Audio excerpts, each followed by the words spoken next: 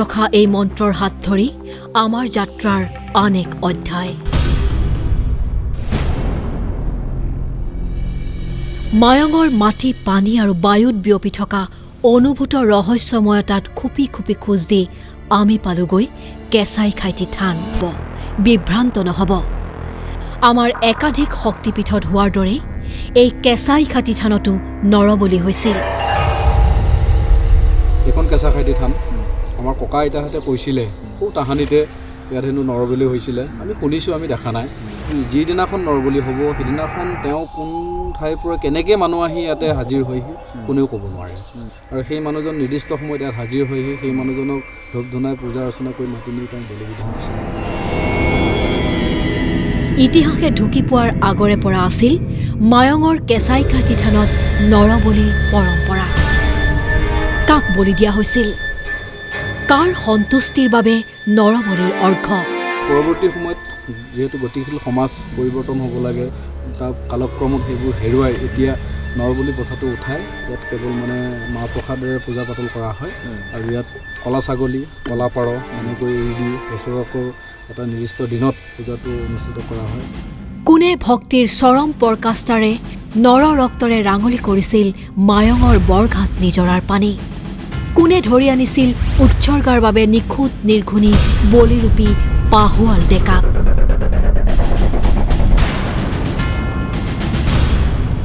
কাকো হেনো ধৰি অনা হোৱা নাছিল। নিজেই কেঁচাই খাইটি গোসানীৰ থানলৈ আগবাঢ়ি আহিছিল এহাল দৃঢ় খোজ। নিৰ্দিষ্ট দিনত কেঁচাই খাইটিৰ পদূলিত হাজিৰ হৈছিল উপাস্য দেৱীৰ আৰাধনাৰ নামত উৎসৰ্গিত এক প্ৰাপ্তবয়স্ক সবল সুঠাম জীৱন। কোনে কৰে বিশ্বাস? অবিশ্বাসৰেই কথা। কিন্তু মায়ঙৰ মানুহৰ মুখে মুখে বাগৰি আছে কেঁচাই খাইটিৰ নৰবলিৰ তেজ লগা জয়াল ইতিহাস। ইতিহাস নে আখ্যান, সত্য অথবা সাধু কথা, থিৰাং কৰাৰ উপায় নাই।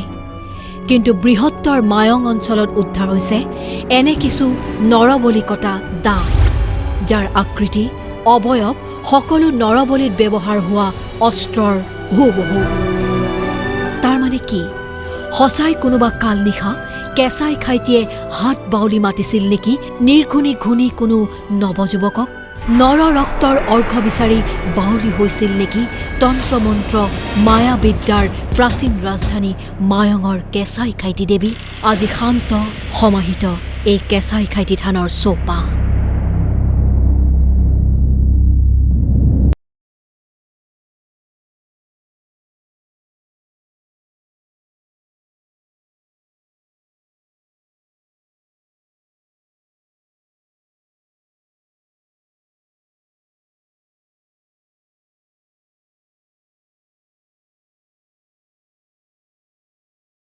পৰিষ্কাৰ হৈছে। ইয়াত মানুহ অকলে আহিব পাৰে। আগতে ইয়াত অকলশৰীয়াভাৱে ইয়ালৈ আহিব নোৱাৰিছিলে। স্থানীয় মাতৃ বোৱাৰীহঁত আহে বৰঘাটৰ পানী কলহেৰে তুলি ঘৰমুৱা হয়। দেৱীয়ে জগৰো নধৰে, নিমাতে নিতালে আছে আৰু থাকিব মায়ঙৰ কেঁচাই খাইটি গোসানী। মায়ঙৰ নাতিবৃহৎ অঞ্চলৰ পৰ্বতে কন্দৰে বিয়পি আছে ঠাইখণ্ডৰ সমৃদ্ধ ইতিহাস। তন্ত্ৰমন্ত্ৰৰ লগত সম্পৃক্ত বহু ভাস্কৰ্য পোৱা যায়, যেনে অষ্টদল পদ্ম, অষ্টভুজী চক্ৰ, ষড়দশভুজী যন্ত্ৰ বা গণেশ মূৰ্তি। আৰু এইখিনিতে আন এটা উল্লেখযোগ্য কথা যে মায়ং বিশেষকৈ গণেশ মূৰ্তিৰ কাৰণে প্ৰখ্যাত। ইয়াত ইমান গণেশ বিগ্ৰহ আছে, প্ৰাচীন গণেশৰ বিগ্ৰহ আছে, যিসমূহ গণেশৰ বিগ্ৰহৰ মাধ্যমেৰে আমি এটা কথা ক'ব পাৰোঁ যে খ্ৰীষ্টীয় অষ্টম নৱম শতিকাৰে পৰা মায়ঙত তন্ত্ৰ সাধনাৰ এটা কেন্দ্ৰ আছিল। আৰু সেই কেন্দ্ৰ কৰি ইয়াত গভীৰভাৱে তন্ত্ৰ সাধনাৰ সৃষ্টি হৈছিল।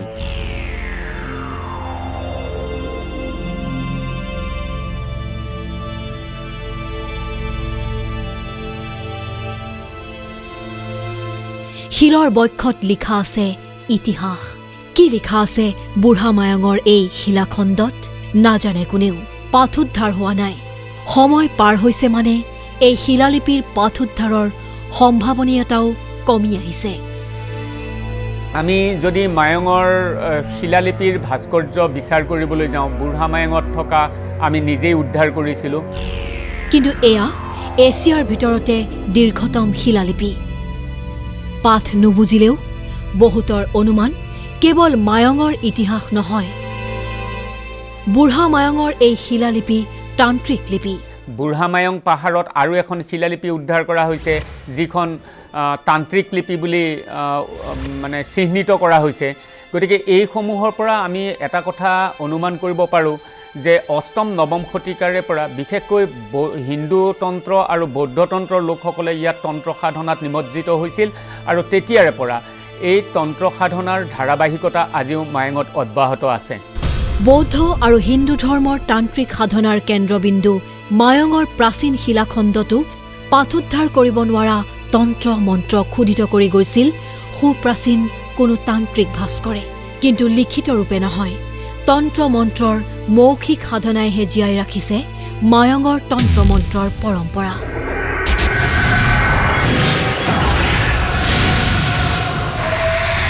পিতামহ প্ৰপিতামহৰ পৰা নাতি আজু নাতিলৈকে মুখ বাগৰি চলি আছে মায়ঙৰ তন্ত্ৰ, মায়ঙৰ মন্ত্ৰ। যাদুবিদ্যা নহয়, মায়ঙৰ তন্ত্ৰ মন্ত্ৰ শব্দ শক্তিৰ ক্ষমতাৰ ওপৰত প্ৰতিষ্ঠিত। মায়ঙৰ তন্ত্ৰ মন্ত্ৰৰ আন কেইটামান প্ৰমাণ পোৱাৰ বাবে আমাৰ অপেক্ষা বিয়লিলৈ। অপৰাহ্নৰ বেলিকা মায়ঙৰ মন্ত্ৰ শক্তিৰ প্ৰমাণ আমি প্ৰত্যক্ষ কৰাৰ ব্যৱস্থা কৰা হৈছিল। এজন দুজনকৈ বহুজন গোট খালে। দুজনমানৰ শৰীৰত মাথো ৰঙা চুৰিয়া, কাৰোবাৰ মূৰত বান্ধ। বাকী অধিকাংশ স্থানীয় লোকৰে সাধাৰণ পোছাক। কোনে প্ৰদৰ্শন কৰিব মায়ঙৰ মন্ত্ৰৰ চিত্ৰ শকতি? এখন ধাৰাল বৃহৎ আকৃতিৰ দা। ধাৰাল ফালটো চিকমিকাই আছিল। মেৰিওৱা হ'ল এখন মন্ত্ৰপুত কাপোৰ। দুফালৰ পৰা দুজনে ধৰিলে। ধাৰ থকা ফালটো ওপৰমুৱাকৈ। আৰু তাৰ পাছত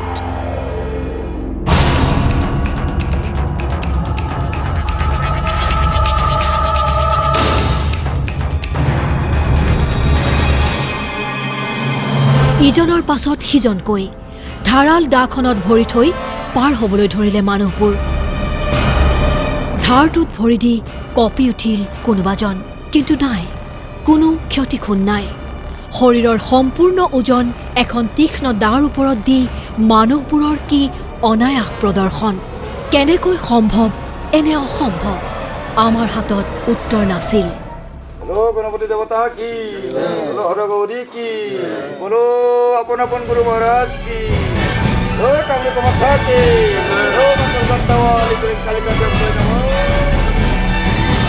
মানুহবোৰৰ মতে সেয়াই শক্তি, মায়ঙৰ তন্ত্ৰ মন্ত্ৰৰ অদ্ভুত শক্তি।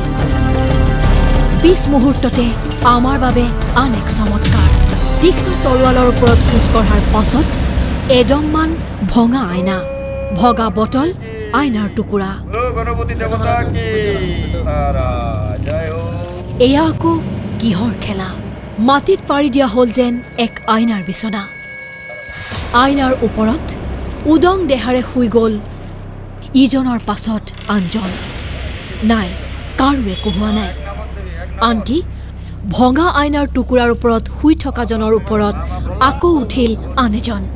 নাই, কাৰো একো নহ'ল। তেজ নোলাল। সামান্য আচুৰ কিম্বা দাগো নবহিল। এজন দুজন হ'লে সেয়া যেনিবা সাধনা অথবা অভ্যাসৰ ফল। কিন্তু এনেদৰে যাৰে মন যায় তেওঁৰেই ভঙা আইনাৰ বিচনাত শয়ন। অসম্ভৱ, আশ্চৰ্যকৰ।